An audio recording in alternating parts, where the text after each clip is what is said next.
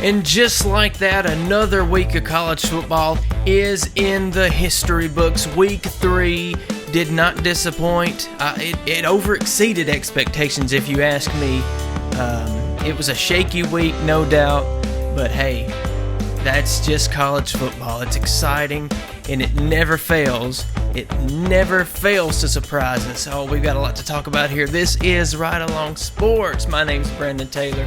As always, for Zack Ainsworth, the new dad that is watching from the sidelines currently. So we all wish him the best. He enjoyed, just like all of you watching, listening, I know all of y'all enjoyed this week of college football. The headlines for this week: number 1, LSU proves himself in Starkville. Oh yeah, we said that they needed to make a statement. It was a statement game, and they took that to heart.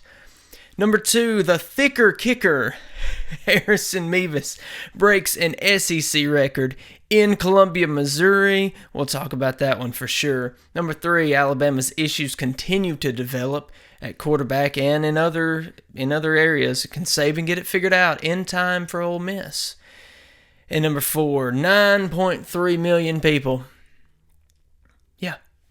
That's how many people watched the thriller, the double overtime thriller between Colorado and Colorado State. And of course, we're going to talk about the SEC recap. We're going to tell you here in just a moment all the scores from the games. And let's just get right into it. Let's not waste any time. Week 3, college football, SEC. Let's start at Arkansas. They had a tough task. They went to BYU last year, but this year BYU gets the better of Arkansas, and they win 38-31 over the Razorbacks. Auburn beats Samford 45-13, and in a great game, and maybe a surprising game for some, but for others it was just, hey, you go to the swamp, you don't come out alive. Florida wins over number 11, Tennessee 29-16. That's generated a lot of talk this week for sure. As well as this game, number 1 Georgia gets the victory over South Carolina 24-14. How about that? Started slow. Spencer Rattler had a great game. And we'll have some discussion on that one. Kentucky took care of business versus Akron, 35-3. The 17th ranked Ole Miss Rebels beat Georgia Tech 48-23. Jackson Dart just gets better and better, and we'll see if that continues next week. But hey, let's not look too far ahead now. And in a walloping, just a straight-up old-fashioned whooping, number 14 LSU beats Mississippi State 41-14. They flip the scores there. Missouri gets a last-second victory over the 15th-ranked Kansas State, 30-27. We'll get to that one in a minute, for sure. And then Vanderbilt, oh boy, they continue to get so close, but be so far at the same time. UNLV beats Vanderbilt 40-37 in that game. The number 10 Alabama Crimson Tide beats South Florida in Tampa 17-3. Very low scoring game for a good majority of it. And hey, maybe that was just an outlier. Maybe it's not indicative of what Alabama's going to do going forward, but we'll step into Alabama here in a moment. But finally, Texas A&M gets a handily. They took care of business too. 47-3 over Louisiana Monroe. No surprise there. But we have to start. I would be doing a disservice if I did not start with LSU's statement versus Mississippi State. Hey, first of all, but before I say another word, Jayden Daniels.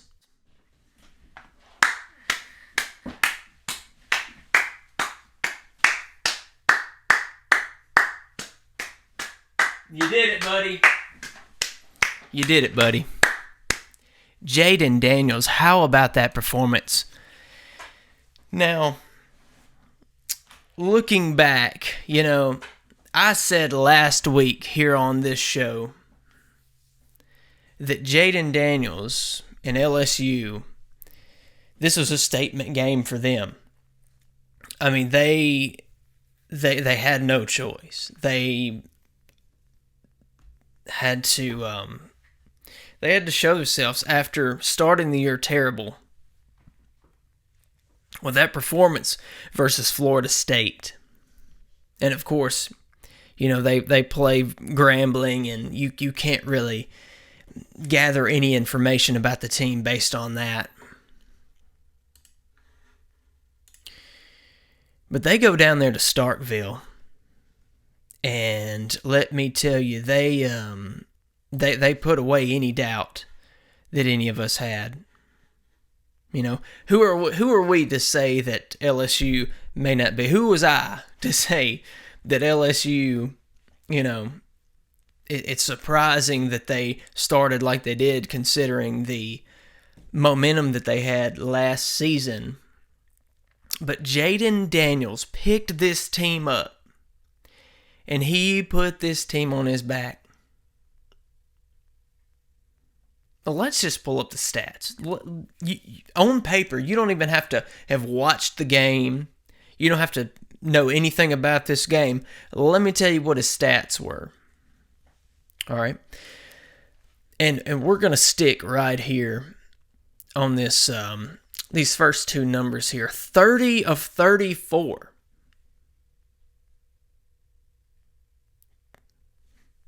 Think about that.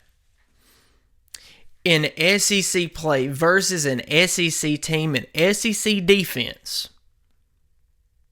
30 of 34. I mean, there's practices that quarterbacks don't have that, great of a completion percentage. Versus air, much less in a game versus a tough SEC opponent. Look, you say what you want about Mississippi State. They're still an SEC team, and they have higher talent level than, say, a Grambling State, for example.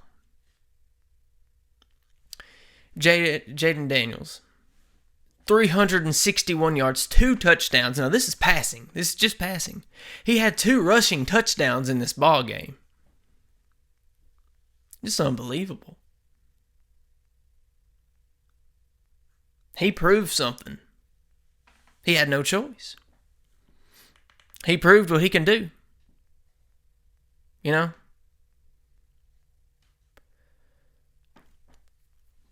What's his stats for the season now?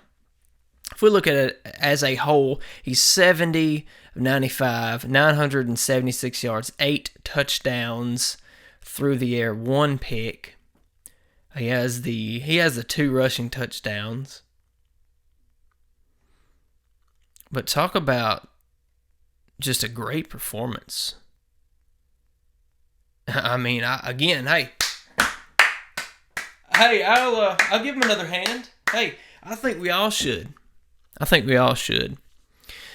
And they got it done. They dominated this game. They did what they had to do. I mean, there's no way around it. As I try to find here, I had some more info here about this game. There's really not much more to say about LSU because it was the Jayden Daniels show. But let's move on to Mississippi State because that may be a bigger story in the grand scheme of things here. Mississippi State, they started the year, with 2 wins. They beat Arizona in overtime. And then they get to this game, and they were absolutely exposed. I mean, they were exposed bad.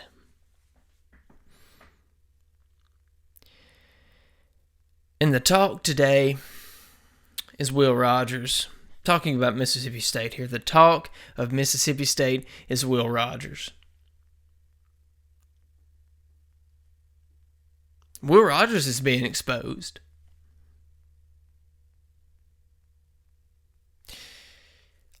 This year, no, let's just look at this game. Let me pull up the stats for Will Rogers in this ball game here. So obviously, Mississippi State not running the air raid anymore. That's apparent. It's Will Arnett's team, and he has decided to change things up a little bit, as he should. So this year he's 44 of 74 total. Now this is through the 3 games. 492 yards. That is 59.5% completion percentage, by the way. And he has not thrown any interceptions yet. 5 touchdowns.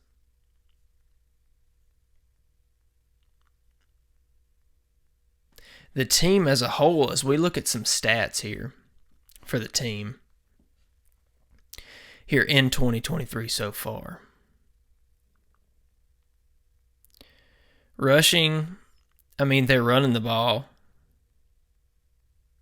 Jaquavius Marks is 51 attempts, 3 touchdowns, 325 yards.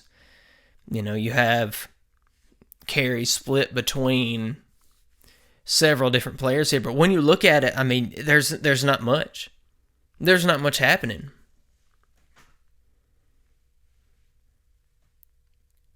On defense, they're not doing that much on defense, but they're just being exposed. The thing about Will Rogers, and this is something that Zack and I have discussed. Actually, this week, a couple days ago, we were talking about this, that he's been in the air raid since he was in high school. That's all he knows. He followed Mike Leach to Mississippi State because he that was the air raid was for him. And so you expect him, a quarterback that that's all he knows. He doesn't know how to read defenses like a traditional quarterback would. We had this discussion and said, an SEC defense, a safety, defensive backs can pick him apart every play. Because if he's having to step back and read the defense, I don't think he's, how do I put this? I just don't think he's seasoned enough as that kind of a quarterback to just sit in the pocket, read the defense pre-snap, then in the pocket, read the defense, do all his reads, and be able to throw the defensive backs off. Because like we were talking about, it doesn't matter who you're playing. If you're in the SEC, you're going to face a higher level players, offense and defense. I don't care if you're Vanderbilt. Now, Vanderbilt's going to figure it out. They're going to get better. I believe they will. One of these days. They're investing money into their program. And I'd be interested to see where they go. That's another topic for another day. Will Rogers is there. I don't want to count him out yet. I've heard so much talk this week that, they're terrible at quarterback. They're just not good at quarterback. Yeah, they're not good at quarterback, but I am not going to just completely throw the baby out with the bathwater, as they say. We'll just have to see. Like, the kid is going to get better. He's basically learning a brand new offense here. And it was just a bad game. People have bad games. I had an article here from the Clarion Ledger that I'll read some quotes from. So the Bulldogs have players only meetings. It says right here, actually, each Monday they have players only meetings. I think players only meetings are healthy, honestly. Excuse me. So, in this meeting, Will Rogers basically said, and this is a quote, "It's a new week. We learn about what we did and didn't do last Saturday. It's really key to have senior leadership and guys that will speak up in front of the team and just tell guys, hey, that's not acceptable the way we played. We have to get it corrected this week." So if we look further and look on the defensive side of things, defensive lineman Jayden Crumedy, I hope I didn't just butcher the kid's name, who has represented Mississippi State at back-to-back SEC Media Days, believes the program has benefited from the weekly meetings. It says right here, his quote, "It's been a great thing for the team because everybody gets to know how the older guys are feeling," he said. "Even if somebody else wants to say something, anybody can speak up and talk about what they're feeling. I feel like it's a great way to connect with each other and improve each week."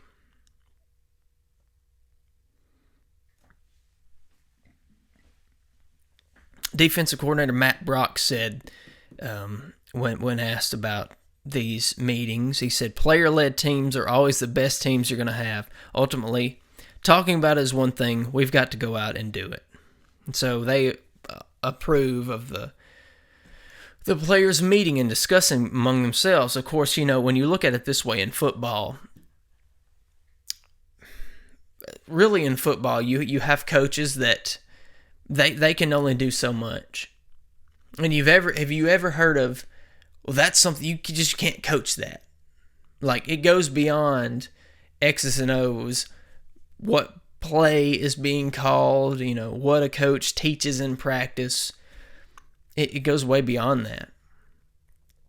And I like to see here that they're all on the same page. As we look ahead at their schedule, if that'll come up here. So they have to go to South Carolina next. 7:30 Eastern kick for that game. That's not going to be easy whatsoever.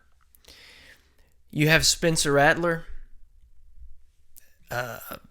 putting great performances in. I mean, he's the veteran in the league. There's no doubt about that. Tough task right there. And then they have to play Alabama.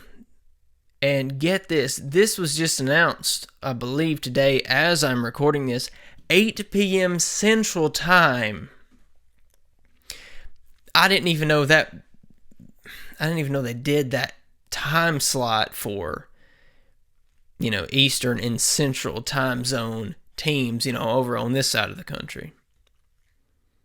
That's going to be something. 8 o'clock p.m.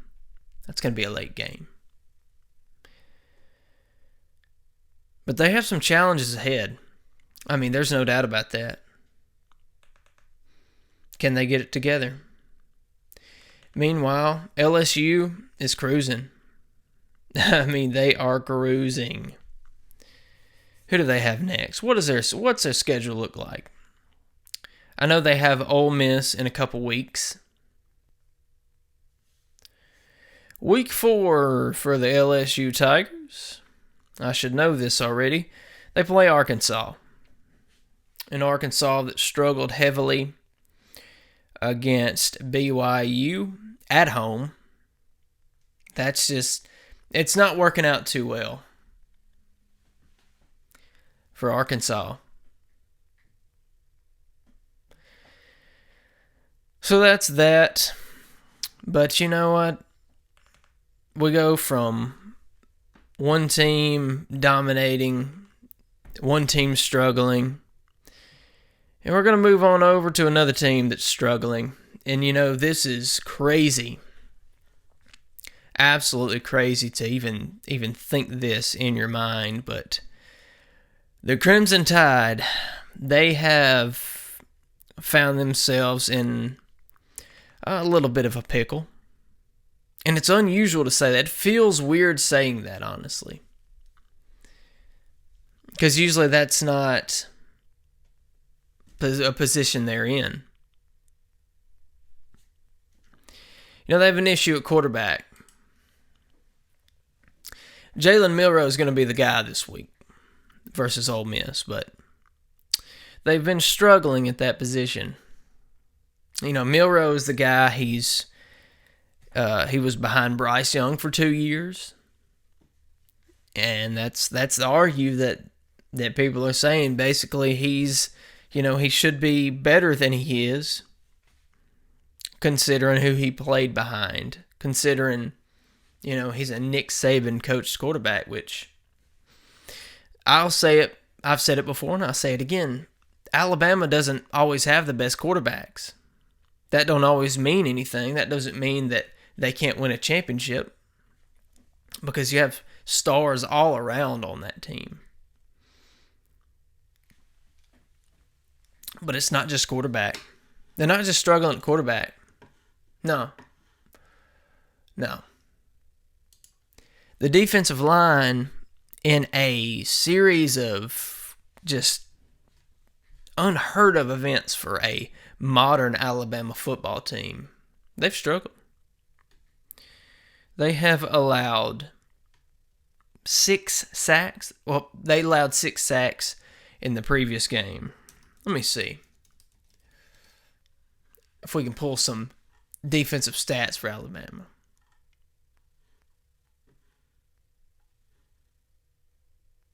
You know what? Actually, before we do that, I got a really funny thing here. Lane Kiffin, in a great effort to get under Nick Saban's skin, had in a early press conference day or two ago, Kiffin had a theory that Alabama's defensive coordinator, Kevin Steele, is no longer calling the shots for the defense. So Lane Kiffin, right here, as you can see, he seems to think that secondary coach Travarius Robinson is the one that's actually calling the shots. So, he may be onto something here.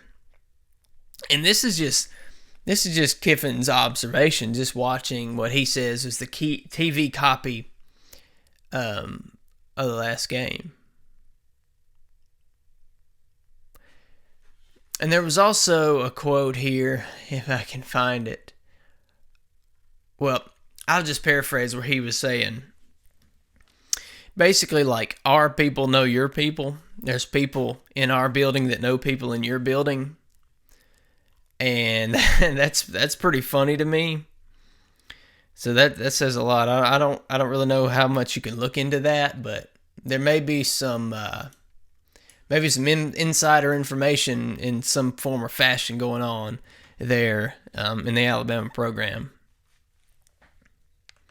But Alabama just has to. I think Saban will sort it out. They have struggles on their line, like I said, and they've had struggles at quarterback.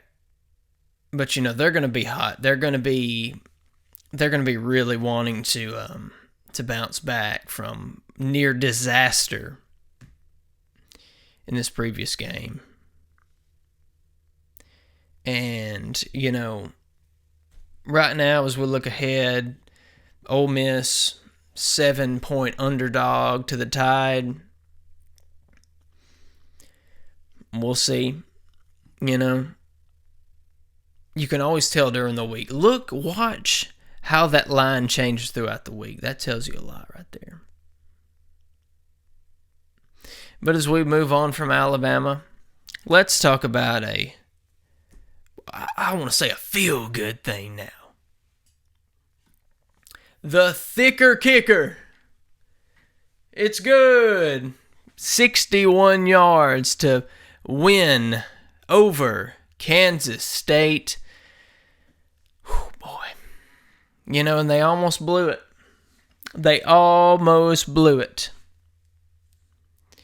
How can, when you're in that situation at the end of the game and you have a chance to win, you get down the field, you get into field goal range, all you got to do is get your field goal team out there, You know you got a good kicker. All you got to do, you don't have any timeouts, but you clock the ball. You spike the ball. And all you got to do is go out there and in 40 seconds, you have 40 seconds. Get your special teams unit out there. Kick the field goal, win the game. No, Eli Drinkwitz dropped the ball, no pun intended. And they got to delay a game penalty for some way, somehow. Hey, beats me. And that really, I thought as I was watching this game, I was like, they blew it. They blew it. I mean, you had this one chance, and you blew it. But no. The stud, Harrison Mevis, steps up. 61-yard field goal. Right through the middle. The fans stormed the field. It was just a feel-good moment for Missouri, for their fans. I feel good for them. I feel great for them. What a great moment for that kid, for his family, for his teammates. Hey, they did it. They got some excitement. Missouri got something exciting happened for them. Missouri is a butt of a lot of jokes. Vanderbilt, I don't even think it's jokes against Vanderbilt anymore. People don't joke against Vanderbilt. It's like making a joke against, I don't know. It's like making a derogatory joke. You don't want to do it. Vanderbilt is gonna Vanderbilt. It's not really their fault. It's not their fault. Hey, it's just the hand that they're dealt. But for Missouri, now, hey, they made it to the SEC championship that one year. But everybody's like, let's just, can y'all just take Missouri back and give us another team, No, but all kidding aside, hey, they got it done. This was a great thing. This was great little nugget here for the program. But they almost blew it. Don't forget that. They almost blew it. Looking ahead, let's continue on. Colorado and Colorado State. Now, this game was on late. Ended, I don't know, past 1 o'clock Central Time, past 2 Eastern. Double overtime thriller. Vegas had this game at 24.5 points? Not even close. Colorado was trailing for the majority of this game.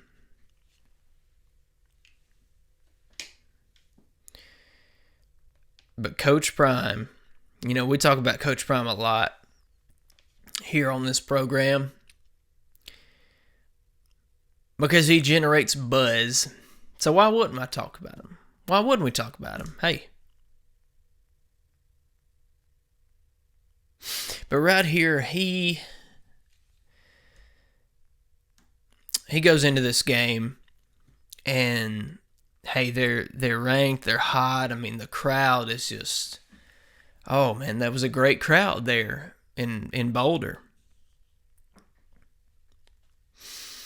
And they're expecting a blowout, and it was a great game. I mean, they were tied 14-14 at the end of the first quarter. And then Colorado State went into the half leading 21-14. And Colorado came right back. And it all got tied up right there at the end of the game. They go to overtime. And Colorado ends up in double overtime getting 8 points. They kept Colorado State out of the end zone, and they win 43-35. Shedeur Sanders goes 38-47, 348 yards, 4 touchdowns. The kid is outstanding. He's elite. I mean, there's no doubt. I saw there's odds for him to win the Heisman this year, and he's no doubt if he isn't now, he's going to be on the Heisman list. I don't keep up with the Heisman list and all that this early in the season. But I heard and I seen a couple articles saying, he's on that list and there's odds for him to win, and I don't know how great or lesser that those odds are, but it's definitely something that we need to look forward to, look at as the season progresses. We still got a lot of season left, and anything can happen here. But basically, that's how it went down. They were fairly even on total yards, each team. Colorado State had 499 total yards. Colorado had 418. Colorado State had 397 passing yards to Colorado's 348. Colorado State had 102 rushing yards to Colorado's 70. They each had 24 first downs. Colorado State had 6 punts. Colorado punted it 5 times. Now right here, this is telling. Colorado State had 17 penalties totaling 182 yards. Colorado had 10 totaling 87. Colorado State had 3 interceptions to Colorado's 1. Colorado State was on the field 34 minutes, 37 seconds to Colorado's 25-minute, 23-second on-field time of possession. And that's that. This is going to be a big test this week for Colorado as they face Oregon. That should be number 10 Oregon, that is. Should be a great game. Hey, Colorado has there's not an easy schedule ahead of them. They face Oregon, they face USC, play Arizona State. They had to play UCLA, Oregon State. It's not an easy road ahead of them, and I feel like this train, this prime train, is there's going to be some ugly losses. I think so. They might not be ugly, but there are going to be some losses. And there's going to be some disappointments. And people are going to say, if they don't, in the year, if they end up losing several games, they're going to say, oh, well, is Deion all he's cracked up to be? You know how people talk. But that's that. And that game right there pretty much ended a great college football Saturday. We love it. We love it, love it, love it. And it's going to get even greater. It's going to be even better next week. Week 4 is turning out to be, oh boy, it excites me so much. And here we are in the middle of the week, and all we can do is talk. All I can sit here in front of this microphone, in front of this camera, in front of that camera, placed just to the left in the back of me, getting that great shot there. Hey, all we can do is talk. All I can do is look in this camera and say, hey, this is what happened. This is what I think's going to happen. And all those great things. But hey, here at RideAlong Sports, we're going to do all we can to bring the coverage of this stuff. We got a lot more. It's just, it's a lot to take in now. And we could talk for hours. And maybe we should talk for hours. But we'll try to give you the data and trim the fat. Try not to give you all the unnecessary details. We want to give you everything that you need to know. And if you need to know anything, we're going to get back into recruiting here at some point into the season and go there and beyond. Zack is a incredible, recruiting mind. He has an incredible recruiting mind. He is up on all that stuff, as well as many other things, and we're looking forward to getting him back on here getting his takes. Of course, you can go on TikTok at RideAlong Sports, where you can see a lot of our content there. You can see Zack, as he's made some videos exclusively for that. And as we just march to the highest level we can go here, and we thank every one of you. It doesn't matter how big or small that this audience is. I'm thankful to be speaking into this mic, to be looking into that camera, and bringing this stuff to you in any way that we can. So stay tuned here. Keep a lookout on our YouTube, on TikTok.